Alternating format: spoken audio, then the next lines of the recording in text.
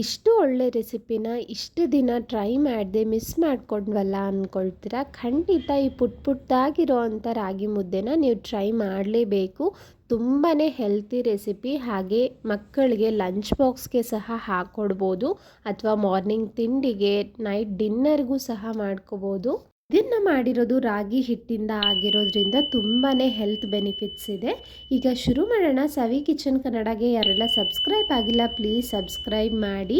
ಮೊದಲಿಗೆ ಸ್ಟವ್ ಹಚ್ಚಿ ಪ್ಯಾನ್ ಇಟ್ಟು 2 ಟೇಬಲ್ ಸ್ಪೂನ್ ಆಗುವಷ್ಟು ತುಪ್ಪನ ಹಾಕ್ಕೊಳ್ತಾ ಇದ್ದೀನಿ. 1 ಟೇಬಲ್ ಸ್ಪೂನ್ ಸಾಸಿವೆ, 1 ಟೇಬಲ್ ಸ್ಪೂನ್ ಜೀರಿಗೆ ಹಾಕ್ಕೊಳ್ಳೋಣ. ಅದೆಲ್ಲವೂ ಒಂದು ಸ್ವಲ್ಪ ಚಿಟಪಟ ಅನ್ನಲಿ. ಅನಂತರ ಇಲ್ಲಿ 1 ಟೇಬಲ್ ಸ್ಪೂನ್ ಆಗುವಷ್ಟು ಉದ್ದಿನಬೇಳೆ, ಕಡಲೆಬೇಳೆ ಹಾಕ್ಕೊಂಡು ಬಣ್ಣ ಚೇಂಜ್ ಆಗುತ್ತಲ್ಲ ಅಲ್ಲಿ ತನಕ ಫ್ರೈ ಮಾಡ್ಕೊಳ್ಳಿ. ಅನಂತರ ಇದಕ್ಕೆ ಸಣ್ಣ ಸಣ್ಣದಾಗಿ ಕಟ್ ಮಾಡಿರೋ ಅಂಥ 2 ಹಸಿಮೆಣಸಿನ್ಕಾಯಿನ ಹಾಕ್ತಾಯಿದ್ದೀನಿ.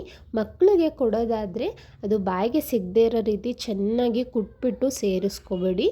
ನಂತರ 1 ಕಪ್ ಆಗುವಷ್ಟು ತುರಿದಿಟ್ಕೊಂಡಿರೋ ಅಂಥ ಕ್ಯಾರೆಟ್ನ ಹಾಕಿ ಜಸ್ಟ್ 1 ನಿಮಿಷ ಆಯಿಲಲ್ಲಿ ಚೆನ್ನಾಗಿ ಫ್ರೈ ಮಾಡ್ಕೊಳ್ಳಿ.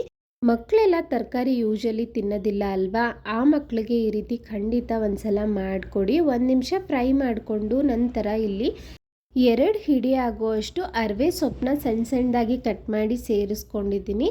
ಅರಿವೆ ಸೊಪ್ಪು ಟೇಸ್ಟ್ ಅಂತೂ ತುಂಬ ಚೆನ್ನಾಗಿತ್ತು. ನೀವು ಪಾಲಕ್ ಮೆಂತ್ಯದಲ್ಲೂ ಸಹ ಟ್ರೈ ಮಾಡ್ಬೋದು. ಇದೇ ಬೇಕು ಅಂತ ಏನಿಲ್ಲ, ಬಟ್ ಇದ್ರ ಟೇಸ್ಟ್ ಅಂತೂ ತುಂಬ ರುಚಿಯಾಗಿರುತ್ತೆ. ನೋಡಿ, ಸೊಪ್ಪೆಲ್ಲ ಹಾಕಿದ್ಮೇಲೆ 1 ನಿಮಿಷ ಚೆನ್ನಾಗಿ ತಿರುಗಿಸ್ಕೊಂಡು ಆಯಿಲಲ್ಲಿ ಇದಕ್ಕೆ ಒಂದು ಸ್ವಲ್ಪ ಕಟ್ ಮಾಡಿರೋ ಅಂಥ ಕೊತ್ತಂಬರಿ ಸೊಪ್ಪು ಹಾಗೆ ಕರಿಬೇವನ್ನು ಹಾಕಿ 1-2 ನಿಮಿಷ ಮತ್ತೆ ಫ್ರೈ ಮಾಡ್ಕೊಳ್ಳೋಣ ಚೆನ್ನಾಗಿ. ತುಂಬ ಫ್ರೈ ಮಾಡೋದೇನು ಬೇಕಾಗಿರಲ್ಲ. 2 ನಿಮಿಷ ಫ್ರೈ ಮಾಡಿಕೊಂಡ್ರೆ ಒಂದು ಸ್ವಲ್ಪ ಸಾಫ್ಟಾಗಿ ಆಗಿದೆ ಅಲ್ಲ. ಈಗ 1 ಕಪ್ ರಾಗಿ ಹಿಟ್ಟು ತೊಗೊಳ್ಳೋದ್ರಿಂದ ನಾನಿಲ್ಲಿ ಇದೇ ಕಪ್ಪಲ್ಲಿ 2 ಕಪ್ಪು ನೀರು ಹಾಕ್ತಾಯಿದ್ದೀನಿ. ರುಚಿಗೆ ತಕ್ಕಷ್ಟು ಉಪ್ಪು ಹಾಕ್ಕೊಳ್ಳಿ. ಉಪ್ಪು 1/2 ಟೀ ಸ್ಪೂನ್ ಆದರೆ ಸಾಕು, ಸರಿ ಹೋಗುತ್ತೆ ಪರ್ಫೆಕ್ಟಾಗಿ. ಈಗ ನೀರೆಲ್ಲ ಚೆನ್ನಾಗಿ ಕುದಿಯೋದಕ್ಕೆ ಬಿಡಬೇಕಾಗುತ್ತೆ. ಸುಮಾರು 1-2 ನಿಮಿಷ ಬಿಟ್ಟರೆ ನೋಡಿ, ನೀರು ಚೆನ್ನಾಗಿ ಬಾಯ್ಲ್ ಆಗ್ತಿರ್ಬೇಕಾದ್ರೆ ಯಾವ ಕಪ್ಪಲ್ಲಿ ನೀರು ಹಾಕಿದ್ನೋ ಅದೇ ಕಪ್ಪಲ್ಲಿ 1 ಕಪ್ ಆಗುವಷ್ಟು ರಾಗಿ ಹಿಟ್ಟನ್ನು ಹಾಕ್ಕೊಳ್ತಾ ಇದ್ದೀನಿ. ಸ್ಟವ್ನ ಲೋ ಫ್ಲೇಮ್ ಇಟ್ಕೊಳ್ಳಿ. ಈಗ ರಾಗಿ ಹಿಟ್ಟನ್ನು ಸ್ವಲ್ಪ ಟೈಟಾಗಿ ಫಿಲ್ ಮಾಡಿಕೊಂಡು ಹಾಕಬೇಕು. ನಾನು ಹೇಳಿದಾಗೆ 2 ಕಪ್ ನೀರಿಗೆ 1 ಕಪ್ ರಾಗಿ ಹಿಟ್ಟು ಪರ್ಫೆಕ್ಟಾಗಿ ಆಗುತ್ತೆ. ನೋಡಿ, ಎಲ್ಲವನ್ನು ಸ್ಮ್ಯಾಶ್ ಮಾಡೋ ರೀತಿಲಿ ಒಂದು ಸಲ ನಿಧಾನಕ್ಕೆ ಮಿಕ್ಸ್ ಮಾಡ್ಕೊಳ್ಳಿ. ಎಲ್ಲವೂ ಚೆನ್ನಾಗಿ ಮಿಕ್ಸ್ ಆಗುತ್ತೆ. ನಿಮ್ಗೆ ಯಾವುದೇ ರೀತಿ ಗಂಟು ಕಟ್ಟೋದಿಲ್ಲ. ನೋಡಿ, ಚೆನ್ನಾಗಿ ಮಿಕ್ಸ್ ಮಾಡ್ತಾ ಬಂದರೆ ನಿಮಗೆ ಈ ಕನ್ಸಿಸ್ಟೆನ್ಸಿ ಬಂದ ತಕ್ಷಣ ನೀವು ಸ್ಟವ್ನ ಆಫ್ ಮಾಡ್ಕೊಳ್ಬೋದು. ಸುಮಾರು 1-2 ನಿಮಿಷ ಇದೇ ರೀತಿ ಸ್ಮ್ಯಾಶ್ ಮಾಡೋ ರೀತಿಲಿ ಎಲ್ಲವನ್ನು ಮಿಕ್ಸ್ ಮಾಡಿಕೊಂಡ್ರೆ ಪರ್ಫೆಕ್ಟ್ ಕನ್ಸಿಸ್ಟೆನ್ಸಿ ಬಂದ್ಬಿಡುತ್ತೆ ನಿಮಗೆ. ನೀವು ನೋಡ್ತಿರ್ಬೋದು, ಉಂಡೆ ಕಟ್ಟೋಕ್ಕಾಗೋ ರೀತಿ ಈಗ ಆಗಿದೆ. ಇದು ತುಂಬಾ ಬಿಸಿ ಇದೆ ಅಲ್ಲ, ಒಂದು 10 ನಿಮಿಷ ಬಿಡ್ತೀನಿ.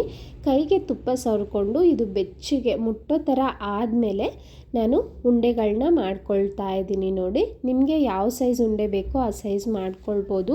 ಆರಾಮಾಗಿ 3 ಜನಕ್ಕೆ ಆಗೋಷ್ಟು ಕ್ವಾಂಟಿಟಿ ನಾನು ತೋರಿಸಿದ್ದೀನಿ. ನೋಡಿ, ಈ ಸೈಜಲ್ಲಿ ಉಂಡೆ ಕಟ್ಕೊಂಡಿದ್ದೀನಿ ನಾನು. ಈಗ ಇದನ್ನು ಸ್ಟೀಮ್ ಮಾಡಬೇಕಲ್ವ, ನಾವು ಸೊಪ್ಪೆಲ್ಲ ಬಸಿತೀವಿ ಅಲ್ಲ, ಆ ಪ್ಲೇಟ್ನ ತೊಗೊಂಡಿದ್ದೀನಿ. ನೀವು ಇದಿಲ್ಲ ಅಂದರೆ ಇಡ್ಲಿ ಕುಕ್ಕರ್ ಅಂತೂ ಎಲ್ಲರ ಮನೆಯಲ್ಲೂ ಇದ್ದೇ ಇರುತ್ತೆ ಅಲ್ಲ, ಅದರಲ್ಲಿ ಬೇಕಾದರೂ ಸ್ಟೀಮ್ ಮಾಡ್ಕೋಬೋದು. ನೋಡಿ, ಇದೇ ರೀತಿ ಒಂದೇ ಸೈಜ್ ಉಂಡೆಗಳನ್ನ ರೆಡಿ ಮಾಡ್ಕೊಳ್ತೀನಿ. ನನಗೆ ಸುಮಾರು ಇಲ್ಲಿ 12 ಉಂಡೆ ಆಗಿತ್ತು. ಈಗ ಇದನ್ನು ಸ್ಟೀಮ್ ಮಾಡೋದಕ್ಕೆ ಸರಿಯಾಗಿರೋ ಅಂಥ ತಳ ದಪ್ಪ ಇರೋ ಅಂಥ ಒಂದು ಪಾತ್ರೆನ ತೊಗೊಂಡು ಒಂದು ಸ್ವಲ್ಪ ನೀರಿಟ್ಟು ನೋಡಿ, ಇದಕ್ಕೆ ಪರ್ಫೆಕ್ಟಾಗಿ ಫಿಟ್ ಆಗುತ್ತೆ.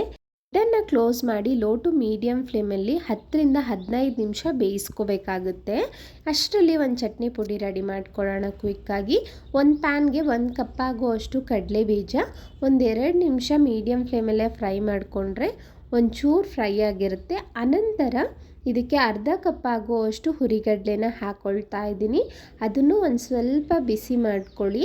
ಅನಂತರ ಇದಕ್ಕೆ ಫ್ರೆಶ್ ಆಗಿರುವಂಥ ಒಂದು ಸ್ವಲ್ಪ ಕರಿಬೇವಿನ ಎಲೆ, 1/2 ಟೀ ಸ್ಪೂನ್ ಆಗುವಷ್ಟು ಜೀರಿಗೆ ಹಾಕ್ಕೊಳ್ತಾ ಇದ್ದೀನಿ. ನಂತರ ಒಂದು ಸ್ವಲ್ಪ ಹುಣಸೆ ಹಣ್ಣನ್ನು ಹಾಕ್ಕೊಳ್ಳಿ. ಎಲ್ಲವನ್ನು ಒಂಚೂರು ಬೆಚ್ಚಗೆ ಮಾಡ್ಕೊಳ್ಳೋಣ.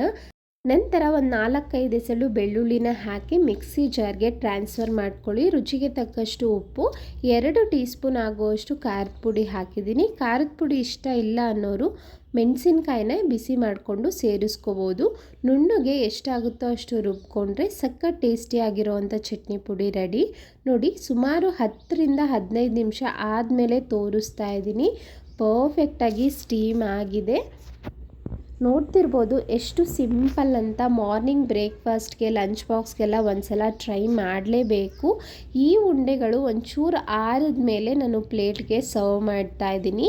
ಮಕ್ಕಳಿಗೆಲ್ಲ ಕೊಡೋದಾದರೆ ನೀವು ಚಟ್ನಿ ಪುಡಿ ಬದಲು ಒಂದು ಸ್ವಲ್ಪ ತುಪ್ಪನ ಸೇರಿಸಿ ಕೊಡಿ. ಹಾಗೆ ತಿನ್ನೋದಕ್ಕೂ ಸಖತ್ ರುಚಿಯಾಗಿರುತ್ತೆ.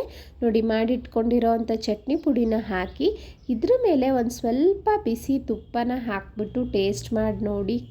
ಇದನ್ನು ಯುನೀಕ್ ರೆಸಿಪಿ ನಿಮ್ಗೆ ಇಷ್ಟ ಆಗಿದ್ದರೆ ಪ್ಲೀಸ್ ಸಬ್ಸ್ಕ್ರೈಬ್ ಮಾಡಿ. ಹಾಗೆ ಈ ವಿಡಿಯೋನ ಲೈಕ್ ಮಾಡೋದನ್ನು ಮರಿಬೇಡಿ. ನಿಮ್ಮ ಫ್ಯಾಮಿಲಿ ಫ್ರೆಂಡ್ಸ್ ಜೊತೆ ಈ ರೆಸಿಪಿನ ಶೇರ್ ಮಾಡಿ. ಪ್ಲೀಸ್ ಸಬ್ಸ್ಕ್ರೈಬ್ ಮಾಡಿ ಅಂತ ಹೇಳ್ತಾ ನಾನು ಹಲವಾರು ಲಂಚ್ ಬಾಕ್ಸ್ ರೆಸಿಪಿನ ಅಪ್ಲೋಡ್ ಮಾಡ್ತಿರ್ತೀನಿ. ಡೈಲಿ ಅಪ್ಡೇಟ್ಗಾಗಿ ಬೆಲ್ ಐಕಾನ್ ಕ್ಲಿಕ್ ಮಾಡಿ. Thank you.